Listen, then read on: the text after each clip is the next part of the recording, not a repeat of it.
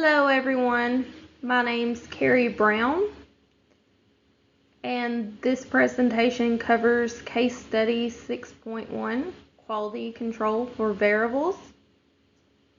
In this case, I analyzed production data from the Whisk Wheel Company using histograms, X bar and R control charts. The purpose was to evaluate process variation and determine whether the process was statistically in control and identify what may have been causing the poor quality results. Whisk Wheel Company produces wheel hubs for bicycle manufacturers, and their largest customer, Rosewood Bicycle, has complained that the hub operation is not consistently meeting specifications. Rosewood has been sorting bad parts on their own line, but now they want Whisk Wheel to improve the process and provide detailed statistical data for each daily production lot.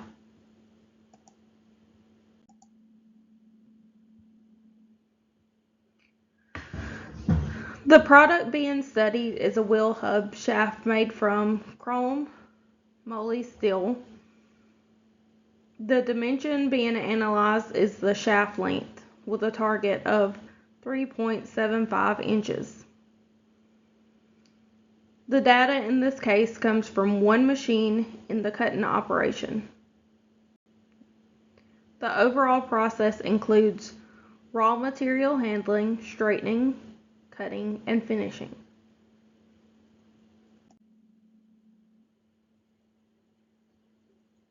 At first, management responds by increasing inspection and using a go-no-go gauge on every single part. While that might stop some bad parts from reaching the customer, but is really just a short-term detect and sort strategy. It does not actually improve the process. The real goal is to understand the root cause of the variation so the process itself becomes more stable. For each day, the operator samples 6 hubs at 24 different times during the production day. Day 1 data are first used to create a histogram. Then, Day 2 data is added so that X and R charts can be created using both days' data together. On Day 3, a key change is made. The operator is told not to adjust the process until it truly goes out of control.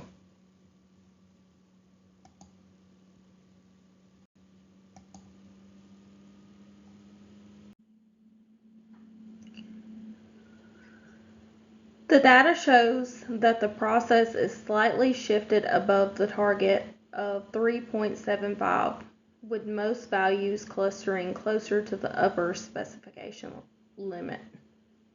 This means the process is not perfectly centered and is biased towards the high side. And at the same time, the overall spread of the data is too wide, extending both beyond the lower and upper specification limits of 3.745 and 3.755. Because of this, there are measurements falling both below and above the acceptable range. This indicates that defects are definitely being produced. This tells us that the process is not capable since it's both off-center and too variable. Even if the process were centered, the amount of variation alone would still lead to out-of-spec parts. Overall, the main issue are high process shift and excessive variation. So to improve performance, the process needs to be recentered closer to the target, and variation needs to be reduced by investigating potential root causes like machine setup, materials, or measurement consistencies. And just looking at a few notes I've taken about the histogram. So this is showing me that the process is slightly shifted above the target of 3.75 here, clustering closer to the upper limit. The variation is too wide, and there are measurements both below and above, meaning those defects are still being produced. And this shows that the process is not capable because it's off-center and too variable. This is what's requiring the adjustment and variation reduction.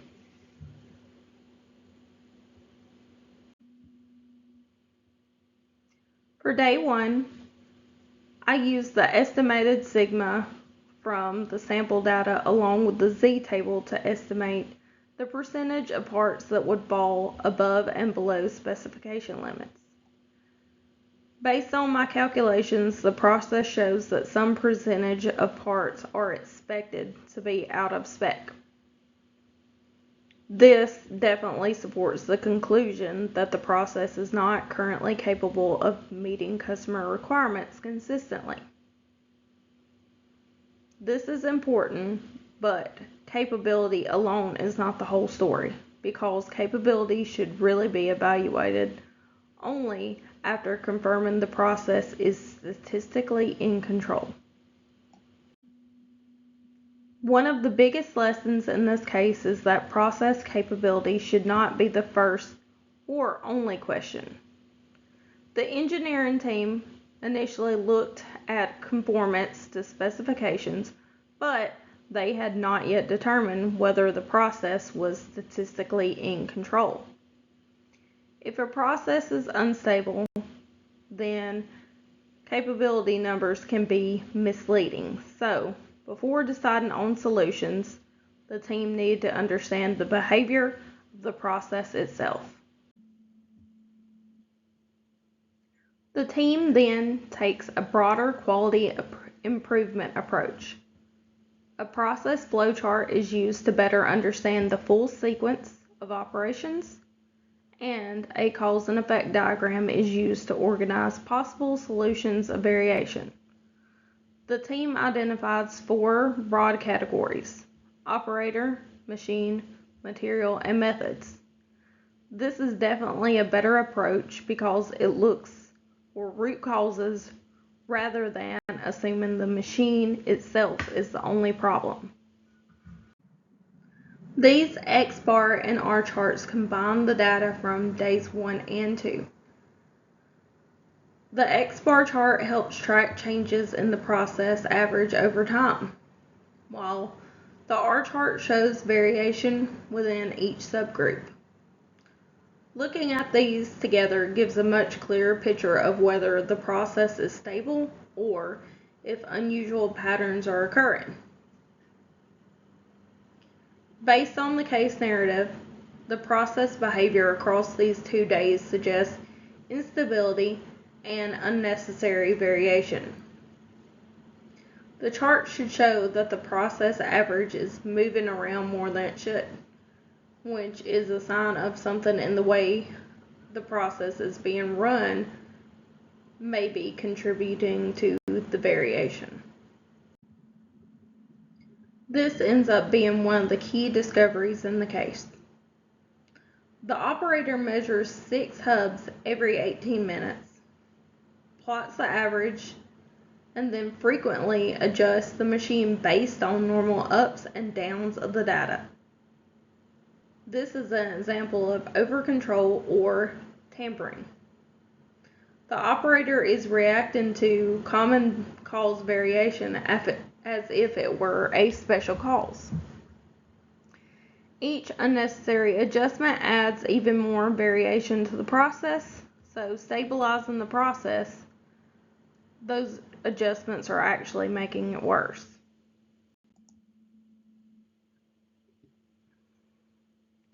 For day 3, the operator was instructed not to adjust the process unless it actually went out of control. This gives us a cleaner look at the natural behavior of the process. When I compare the day 3 X bar and R charts to the previous charts, the process appears more stable and less disturbed by unnecessary adjustments. The points should all appear more consistent, and the chart should make it easier to separate common cause variation from true special cause signal. Using only day 3 data, I created a new histogram. I recalculated estimated sigma and the percentage above and below the specification limits. Compared to the earlier data, day 3 should show more consistent distribution because the operator stopped tampering with the process. Even if the process may not be perfectly capable, the data now provides a much more accurate picture of the true process behavior.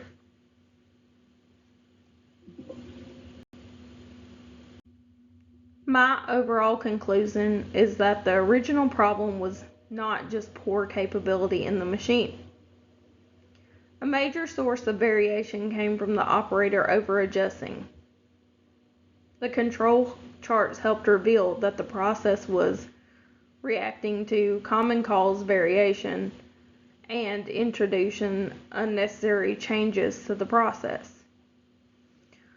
Once that behavior was removed on day 3, the process became more stable. This only shows why control charts are so valuable. They help distinguish between normal variation and actual signals that may require action.